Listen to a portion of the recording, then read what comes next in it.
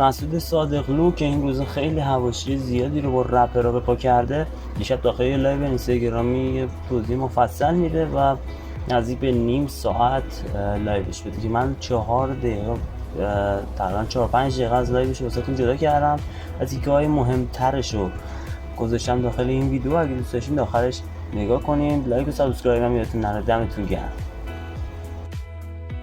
لباس رضا پیشرو رو اینجا بهتون بگم، من تعارف ندارم که من لباس رضا پیشرو رو واقعا مسخره نکردم که بگم رضا پیشرو نمیدونم فلان مسخره اگه کرده بودم اینم بهتون بگم آی نمیدونم فلانی زنگ زد بر نداری یا این تیکای رپی خودتون که به درد خودتون میخوره این لات بازی شب خودتون زنگ زد. اصلا بابا مجازی دیگه مورچه چیه که کله پاچش چی باشه؟ مجازی مگه کسی با کسی مجازی؟ من نمیدونم دعوای مجازی اصلا خندم میگیره یعنی چی؟ مثلا تو بیای تو لایو، مثلا میگم لایو، بیای تو استوری بگی ببین فلان به قرآن ادیروس دارم میخندم، باور کن استوریاتونو میبینم دارم میخندم، اینا که دارم شاخشونو میگم مثلا چی میگی بابا؟ بعد میرم عکساتونو میبینم میگم عکس چیه؟ یه دونه بود رپر میومد تو اتاق گفت سلام با خجالت میشه من یه دونه بخونم برم یهو گنگ میشد، بعد رفتم گفت برم مامانم دیره. به قرآن همونه دقیقاً 90% همینه دیگه. بابا خودمونیم دیگه، به مردم اینا رو بگید آقایون، به مردم اینا رو بگید، به ما که تو این استودیو خاک خوردیم اینا رو نگید که ما دیگه بزرگ شدیم لای رپرها و چه میدونم. بعد این رپرها نه که من هم دوره نسل یک رپم وقتی اومدم تو موزیک، من اگه پاپ خونم باشم قدمتم یه جوری هم دوره نسل یک شماها. من اونا رو دیدم، تو اونا تو بعضی از اونها هیچی نبوده، هیچ خونه نیست، جفت پوچ، ما هیچی ندیدیم از اینا. خب شما که دیگه بابا بیخیال وا بدین این ادرسولا رو در نیارید. یه موردی رو نمیتونم مستقیم بگم، یه آهنگی که اخیراً دنیا رو تکون داد، حالا من اصلا به گرایشش کاری ندارم، درست غلط من ربطی نداره، ورودم نمیزنم، حالا حوصله بحثام ندارم، که گرمی گرفت چی بود؟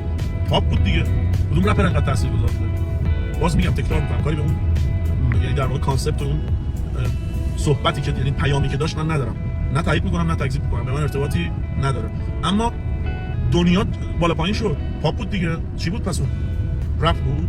مگه میگم من رپ بده؟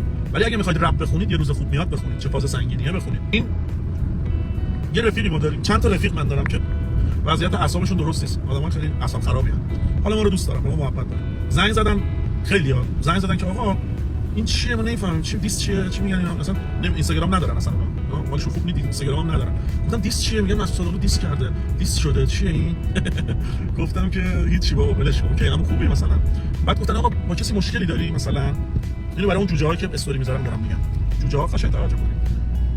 مشکلی داری با کسی؟ بعد من گفتم که اولا من اصلا خواننده پاپم، در شأن من نیست بخوام با کسی درگیری اونجوری داشته باشم. همون یک دو نه بابا مشکلی ندارم اینا چی میگن، یه این بحثای مجازیه.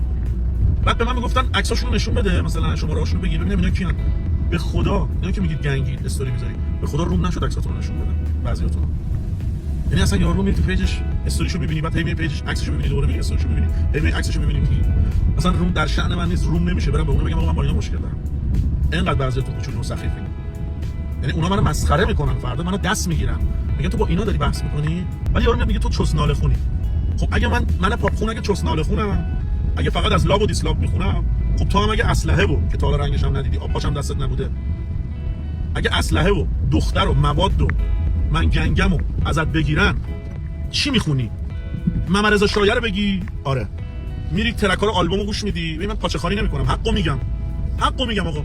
میری آلبومو گوش میدی با پاپ، مثلا کاتپوری هم داداش نسل 4 دیگه، میری گوش میدی لذت میبری که بابا باریکالله چقدر تو هنرمندی. و حالا لابلاش همین 4 تا که من گفتم شاید اونم تو ترکاش داره ها، اما 4 تا مضمونی که ربطی به این 4 تا چیز مواد داره، دختر و من گنگم و اسلحه و اینا، 4 تا چیز درست میخونه. شما برو یه روز خوب میاد گوش کن، برو یه مش سربازو گوش کن،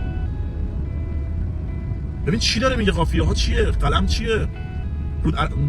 اگه ارومیه باشی رود عرس میشم، اسم ترکتر نمیدونم، قاضی منو دوست داشت، اینا رو برید گوش بدید که همتون هم اومدید هیتش کردید گفتید نه آلبوم ضعیفی بود. به قرآن رو دست اون آلبوم نمیاد. شما برو قاضی منو دوست داشت گوش کن ببین داره چی میگه. اصلا من کاری به مضمون ندارم، بازم من نبرید توی حاشیه که اینو گفت، من اصلا هیچ کاری به مضمونش ندارم، درست یا غلط شد. حتی اگر یه مضمون غلط هم باشه، همون انقدر حرفه‌ای انجام میده آدم کیف میکنه. مواد و دختر و کنگ و تفنگ و اینا رو از بعضی از رپرها 4 نفس و 4 بگیری، لالمون اببه میافتن، اصلا دیگه نمیتونن بخونن. حالا میخواید بهتون بر بخوره، میخواد بهتون بر نخوره، هر کی ناراحته به قول یکی از رفیقام با چکمه بخوابه. حالا برو ببین با چکمه بخوابه جریانش چیه.